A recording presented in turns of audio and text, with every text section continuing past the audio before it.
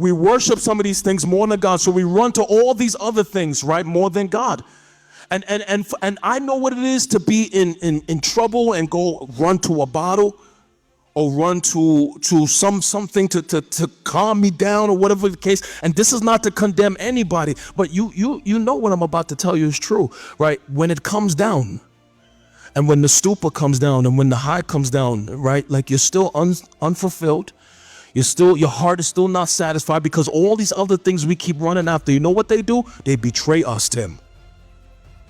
They betray us. And then at some point in time, you realize what your soul is really longing for is a touch from Almighty God. So one of the things I've trained myself to do, and we talked about this when we was in the last city we was in. Where we was at, Tim? We was in the RDU area in Creedmoor. I want to encourage as many of you as possible while Tim and I we just freestyling talking about prayer. Make prayer your new vice. Right? Make prayer your new vice, and then turn every worry into a prayer. Everything that bothers your heart, turn it into a prayer. Everything that creates anxiety, turn it into a prayer.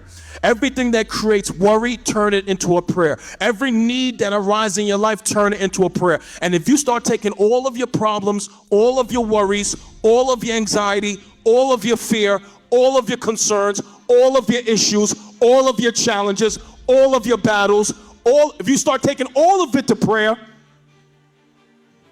you will find in that place help, strength, encouragement, answers.